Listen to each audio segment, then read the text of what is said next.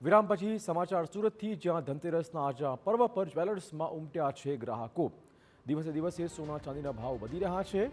10 ગ્રામનો ભાવ સોનાનો 1,32,000ની આસપાસ છે। છતાં પણ સુરતની વાત કરીએ, જ્યાં સોની બજારોમાં ગ્રાહકોની આજે ભીડ જોવા મળી। માન્યતા છે કે ધનતેરસના દિવસે સોનું ખરીદવું શુભ હોય છે, ત્યારે પરંપરા સાચવી રાખવા લોકો સોનું ખરીદી રહ્યા છે। જ્વેલર્સના કહેવા અનુસાર જેમનું બજેટ સારું છે તેઓ 22-24 કેરેટનું સોનું ખરીદે છે, પણ જેમનું બજેટ ઓછું છે તેમના માટે 9 કેરેટ સોનું પણ માર્કેટમાં આવી ગયું છે। ત્યારે શું છે સુરતનો માહોલ, જુઓ।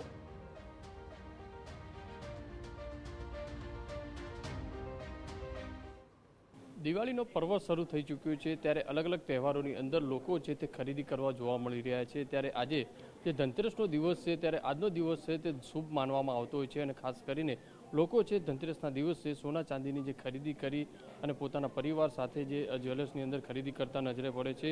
સીધા દ્રશ્યો સુરત શહેરની વાત કરીએ તો વહેલી સવારથી અલગ અલગ જ્વેલર્સની અંદર ભારે ભીડ છે તે જોવા મળી રહી છે। જે બાજુ ગોલ્ડના ભાવ વધી રહ્યા છે, તે વચ્ચે 9 કેરેટ ગોલ્ડ પણ હવે માર્કેટમાં આવ્યું છે, અને તેની પણ ક્યાંક ને ક્યાંક ડિમાન્ડ છે તે વધી રહી છે। તો આપણી સાથે જે જ્વેલર્સ છે તેમની સાથે વાત કરીશું।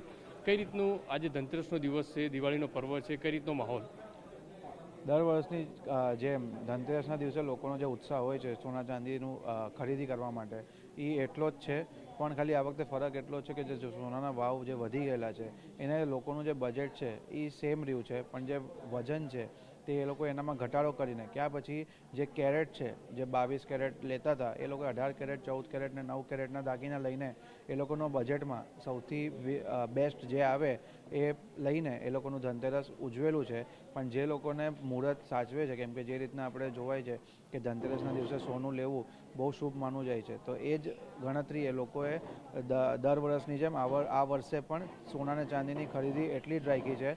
કોઈ એમનું બજેટ જે હોય છે એની અંદર 22 કેરેટના દાગીના ઓછા ગ્રામ ના આવે, તે લોકો ઓછા ગ્રામ લઈને પૂરું કર્યું છે, અને અમુક જણા એ લોકોના કેરેટ ઓછા કરીને, જેમ કે 22ની જગ્યાએ 18, 14 અને હવે તો 9 કેરેટે આવે છે, તો 9 કેરેટમાં સારી એવી ડિમાન્ડ કસ્ટમરના થ્રી દેખાય છે।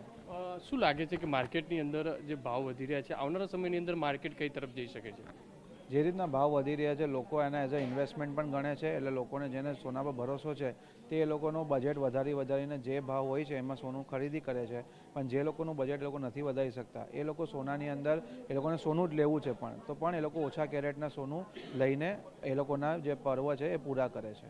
જે રીતે દ્રશ્યોની અંદર જોઈ શકાય છે કે અલગ અલગ માર્કેટની અંદર જે રીતે ભારે ભીડ છે તે જોવા મળી રહી છે, જ્વેલર્સની અંદર છે, અલગ અલગ દુકાનો છે તેની અંદર જોવા મળી રહી છે। જે લોકો છે તેમની સાથે વાત કરીશું।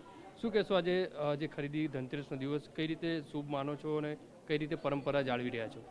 ધનતેરસના દિવસે સોના અને ચાંદીની ખરીદી કરવાનું બહુ શુભ માન્યું જાય છે, તો દર વર્ષની જેમ હું આ વર્ષ બી સોના અને ચાંદીની ખરીદી કરવા આવી છું, અને અમારા ઘરમાં એ વર્ષોથી પ્રથા ચાલે જ છે કે ધનતેરસના દિવસે થોડું સોનું લેવાનું છે। શું કહેશો, એક બાજુ ભાવ વધી રહ્યા છે, તે બજેટ ઉપર અસર?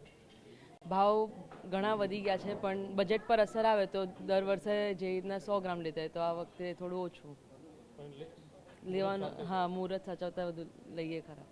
જે રીતે જોઈ શકાય છે કે લોકો છે જે ભાવ વધ્યો છે તે વચ્ચે પણ લોકો પોતાનું મુહૂર્ત છે, જે ધનતેરસનો જે પર્વ છે તે ઉજવી રહ્યા છે।